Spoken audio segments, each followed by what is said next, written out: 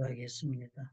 사랑이 많으시고 좋으신 하나님, 주의 성령께서 오늘도 약속하신 대로 우리들 모두에게 깨닫게 하시고 또 가르쳐 주셔서 오늘 하루도 믿음의 확신 가운데 우리 주님 앞에 소망을 가지고 어떠한 입장과 환경 가운데 있든지 담대하게 아버지 걸어나갈 수 있도록 도와주시옵소서. 예수님 이름으로 기도합니다.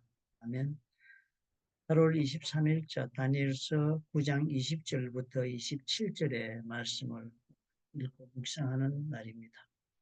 오늘은 그동안 다니엘이 환상과 계시를 다 받은 다음에 천사 가브리엘이 다니엘에게 마지막으로 또 결론적으로 설명해 주고 있는 그런 부분에 해당한다 하는 것을 우리가 보았습니다.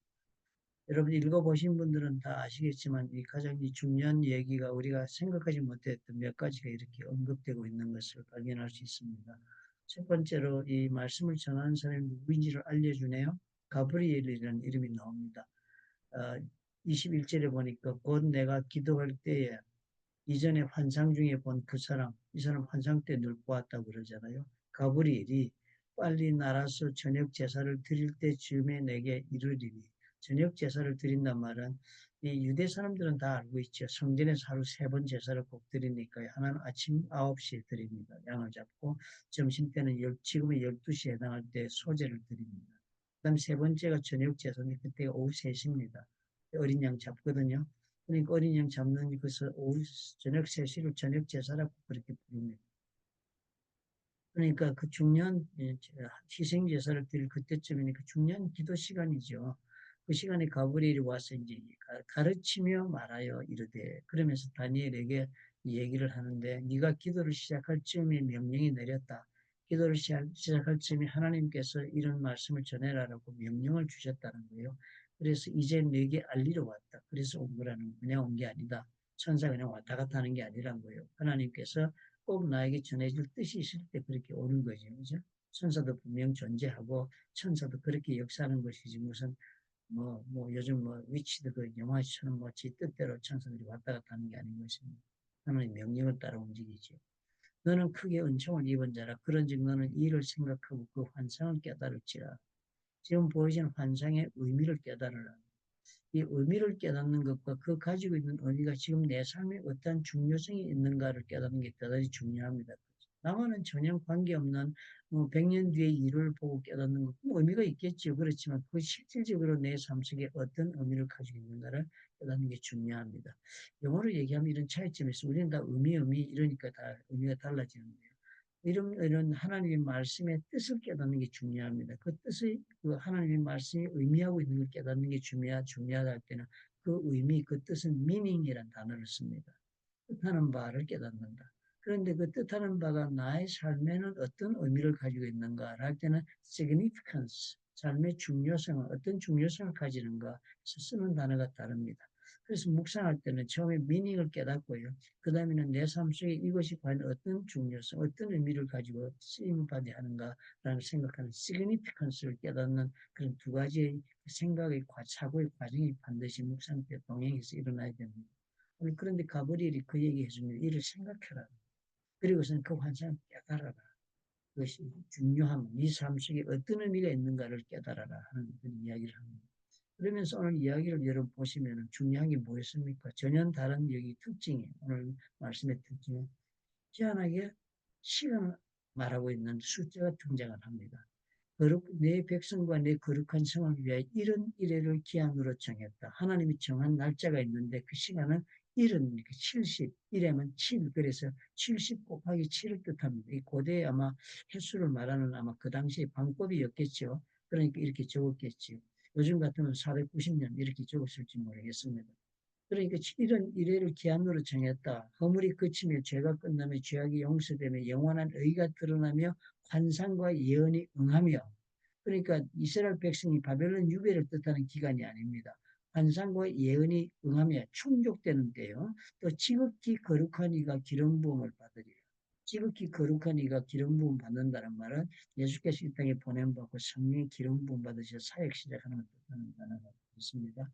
그러니까 이런 애매모호한 표현 같지만 유대인들은 아마 알 것입니다. 아, 메시아를 보내주신다는 그런 뜻이고 이렇게 이해를 했을 것입니다.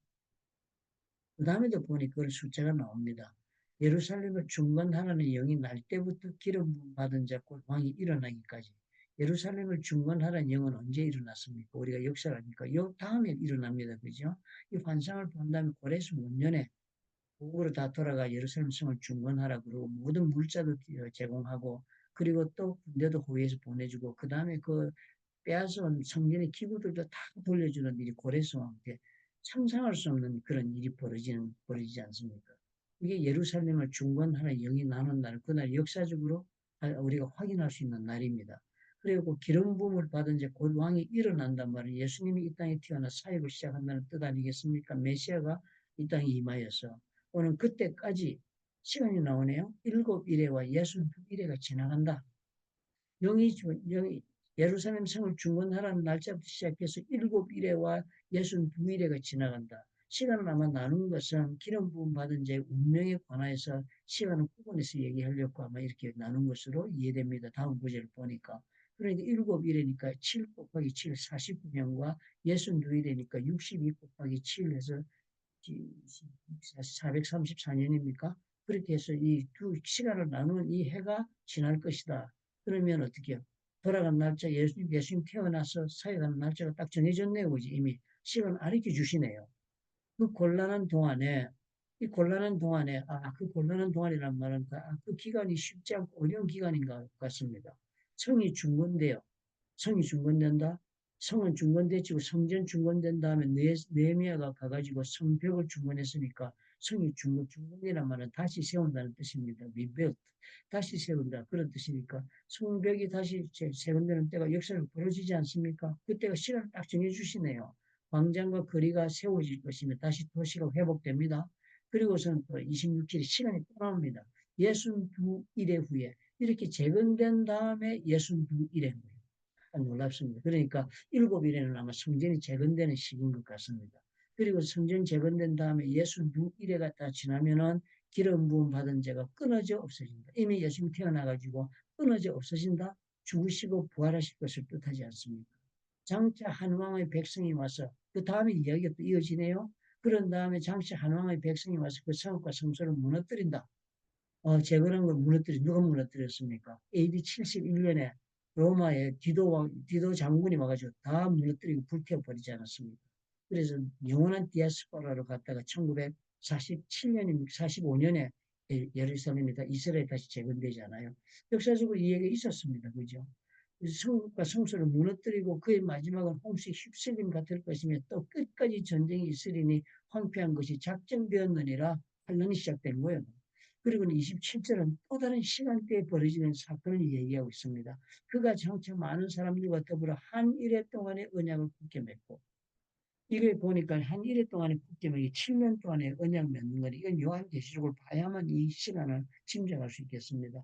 정확한 시간은 아직도 모릅니다. 왜냐하면 예수께서도 분명히 이게 마지막 때니까요. 즉 그리스도가 7년 계약을 맺고서는 그리고는 아주 평화가 오지 않습니까? 그 다음에 뭐가 온다고 요한계시록 가리키냐면 3년 반 동안의 환란의 기간이 옵니다. 7년 동안 환란이 아니고 3년 반 환란. 그 다음에 그 얘기는 그가 그 일의 절반에 제사의 예물을 금지한다. 3년 반 지나고 나서는 7년 계약 맺고선 적그리스도는 3년 반 만에 제사와 예물로 금지하고 포악하여 가정한 것이 날개를 의지하여 칠 것이며 요한계시록 이야기가 나옵니다. 이미 정한 종말까지 진노가 황폐하는 자에게 쏟아지리라. 마지막을 보여주는 자에게. 이 시간 간격이 많이 벌어집니다. 그런데 어쨌든 중요한 것은 뭐예요? 하나님이 이 다니엘에게 가브리엘 통해 가지고 분명한 시간을 알려주는 놀라운 일이 벌어집니다. 그러니까요. 왜 지금 이 말씀을 주는가, 누가 주고 있는가를 우리가 생각한다면 이 말씀은 어떤 사람들이 지금 받고 있습니까? 바벨론의 포로로 가가지고 70년이 차도록 살았으니까 3대를 살았으면 옛날에 40세가 1대니까요. 2대가 넘게 3대째 들어가 살고 있으니까 이미 자식들은 언어도 아람어, 히브리 잃어버린 지 오래고요. 아람어하고 이러면서 동화가 완전히 일어나가지고 뿌리 내리고 사는데요. 경제적으로 성공하고 그렇게 살았습니다. 우리가 미국 와가지고 이민 3세대쯤 되니까 어떻게요? 많이 다르죠. 완전히 미국화된 그런 가정들도 변하지 않습니까?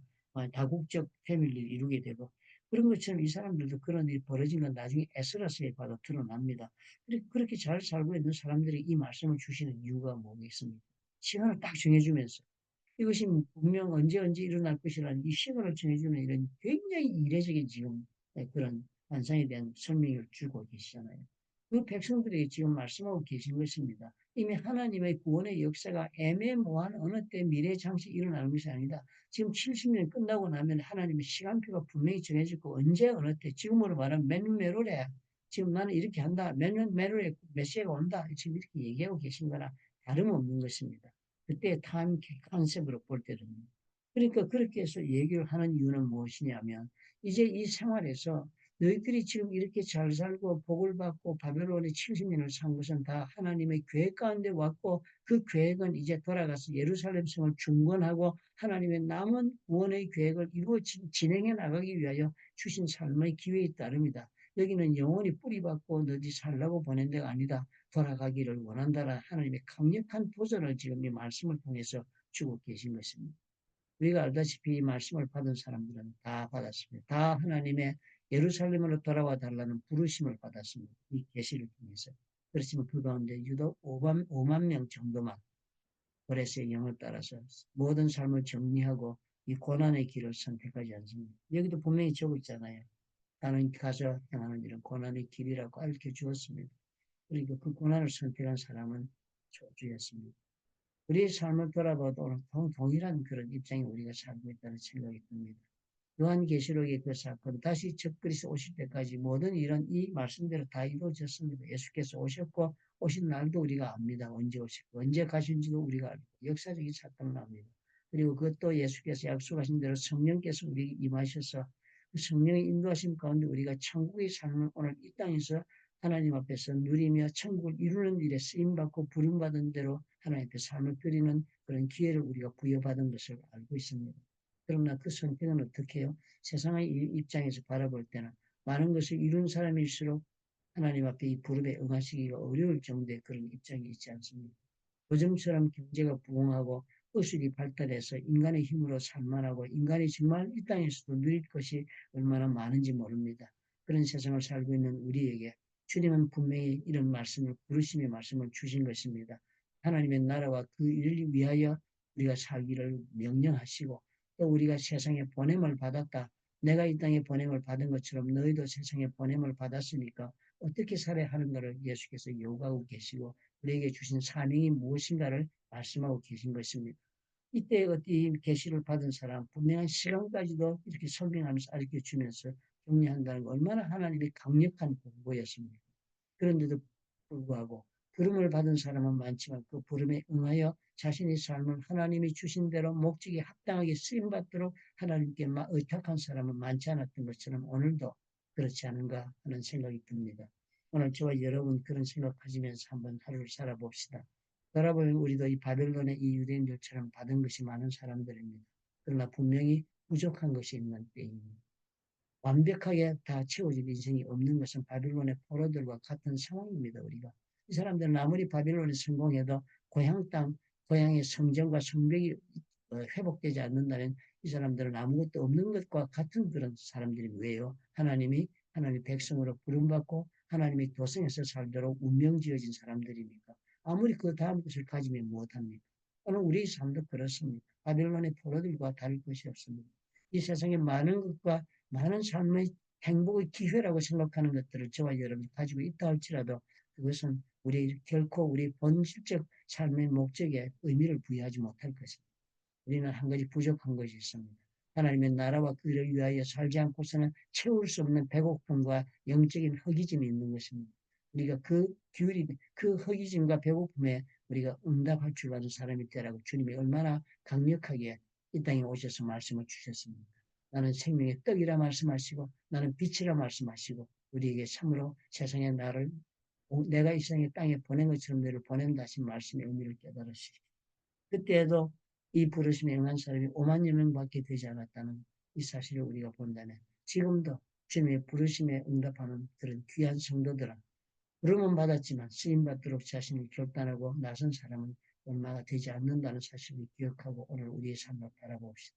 여전히 한 가지 부족한 것을 채우기 위하여 나의 막하던 이 수많은 것들을 다 소진하고 투자하며 인생을 쓰고 말 것인지 아니면 한 가지 부족한 것은 결코 내가 이 많은 것을 가지고 채우라고 주신 것이 아니라 그것은 내 힘으로 채울 수 없는 것이라 하나님의 나라를 이루는 일에 쓰임받을 때만 채워질 수 있다는 것을 알고 내가 받은 많은 것에 감사하고 그리고 이것을 통하여 우리 하나님의 나라를 위하여 바빌론에서 길을 떠나 600마일의 먼 길이를 걸어서 예루살렘으로 돌아와 고난의 길을 선택한 그 사람들처럼 우리도 천국의 행진을 선택할 수 있을지 질문해보는 그런 날이 되어야 할 것으로 여겨집니다.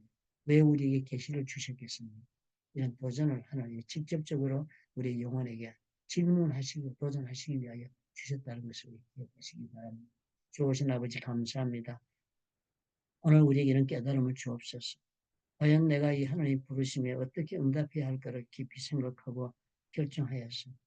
우리도 바빌론에 이르러서 예루살렘을 간 성도들로 인하여 예수님이 이 땅에 오는 길이 열렸던 것처럼 우리가 또 하나님 앞에 영적인 바빌론을 떠나서 하나님 앞에 영적인 여행의 길, 예루살렘의 길, 천국을 이 땅에 이루는 길에 쓰임받아 하나님께서 계획하신 바를 다 이룰 수 있도록 하나님 도와주시옵소서. 그런 좋은 선택을 이루어 한 가지 부족한 것, 우리로서는 채울 수 없는 영적인 허기짐과 배고픔을 우리 하나님 앞에 충족함을 입어 진정한 행복의 삶을 아버지여 누릴 수 있는 우리가 되도록 축복해 주옵소서. 예수님 이름으로 기도합나이다. 아멘. 오늘 우리 인생의 기본적인 의미에 대해서 깊이 생각해 보는 가지십시다. 난 이렇게 살아도 좋은가 하는 질문을 해보는 그런 귀한 하루를